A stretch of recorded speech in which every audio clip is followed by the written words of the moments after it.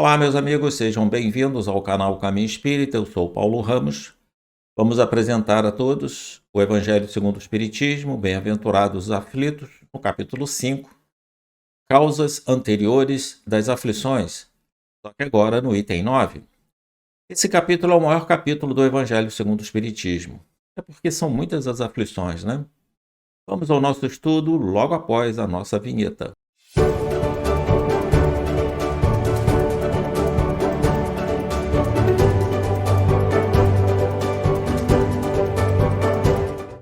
Seguindo com o nosso estudo, diz Allan Kardec: não se deve crer, entretanto, que todo sofrimento por que se passa neste mundo seja necessariamente o indício de uma determinada falta.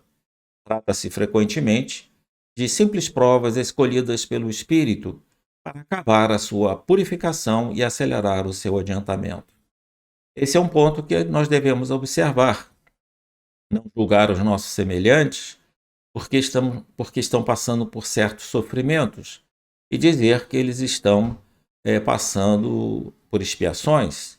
Não, muitas das vezes o espírito escolhe uma tarefa difícil e muitas das vezes nosso julgamento errôneo diz que ele está passando por expiações. Mas não, ele escolheu provas para acelerar a sua purificação e o seu adiantamento. Diz ainda Kardec: assim, a expiação serve sempre de prova, mas a prova nem sempre é uma expiação. O que Kardec quer dizer?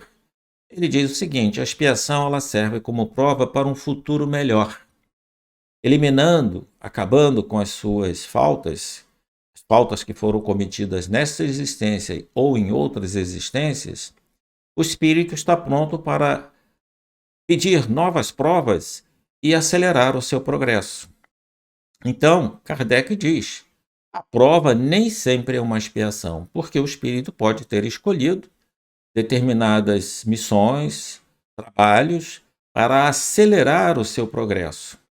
Ainda diz Kardec: mas provas e expiações são sempre sinais de uma inferioridade relativa, pois aquele que é perfeito não precisa ser provado. É o que nos afirma Allan Kardec neste capítulo 5, Bem-aventurados os aflitos, no Evangelho segundo o Espiritismo, dizendo que a expiação serve sempre de prova para um futuro melhor. Mas a prova nem sempre é uma expiação. Um espírito pode, portanto, diz Kardec, ter conquistado um certo grau de elevação, mas querendo avançar mais, solicita uma missão, uma tarefa, pela qual será tanto mais recompensado se sair vitorioso, quanto mais penosa tiver sido a sua luta. Aí está a razão e as explicações trazidas pela codificação espírita, pelos espíritos superiores, na doutrina espírita, dando esse entendimento a todos nós. Um espírito pode ter conquistado um certo grau de elevação, querendo avançar mais rapidamente, escolhe uma tarefa difícil que, se sair vitorioso, será muito bem recompensado pelo seu trabalho, pela sua dedicação, pelo seu trabalho no bem. Continua Kardec.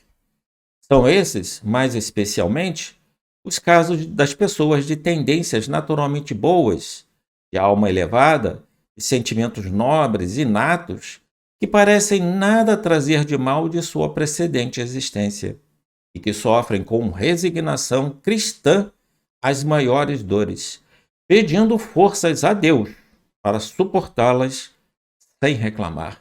Aí está uma forma, né, de identificar esses espíritos. São espíritos que têm tendências boas, são almas elevadas, sentimentos nobres desde a infância, que parecem nada trazer de mal de sua precedente existência. E passam por suas provas, né? Ia dizer expiações, mas não por suas provas, as maiores dores, mas suportam sem reclamar e rogando a Deus força, coragem e muito pedindo também aos seus anjos guardiões a proteção, o amparo, para que possam realmente realizar o seu trabalho, a sua missão. Pode-se, ao contrário, diz Kardec, considerar como expiações as aflições que provocam reclamações e levam o homem à revolta contra Deus. Aí está outra característica. Kardec nos dá a característica das almas mais elevadas e daquelas que muitas das vezes estão passando por expiações e que provocam muitas reclamações e uma revolta muito grande contra Deus. O sofrimento, que não provoca murmurações, pode ser, sem dúvida, diz Kardec, uma expiação, mas indica que foi antes escolhido voluntariamente do que imposto. É a prova de uma firme resolução, o que constitui sinal de progresso. O espírito pode estar passando por uma expiação. É um caso desse no livro O Céu e o Inferno, Marcelo, a cama número 4. Ele passou por muitas dores desde a sua infância, mas nunca reclamou e agradecia a Deus por estar passando por aquelas dores. E tinha um médico que cuidava dele com muito carinho e não compreendia porque ele, mesmo passando por aquelas dores todas terríveis, ele agradecia a Deus por estar passando por aqueles sofrimentos e era muito resignado. Marcelo, da cama número 4, está no livro O Céu e o Inferno, mostrando aí que o sofrimento, que não provoca murmurações, pode ser sem dúvida uma expiação, mas indica que foi antes escolhido voluntariamente do que imposta a ele. E prova de uma firme resolução e que constitui sinal de progresso. Meus amigos, ficamos por aqui nesse item, no item 9 do livro O Evangelho segundo o Espiritismo, Bem-aventurados os aflitos.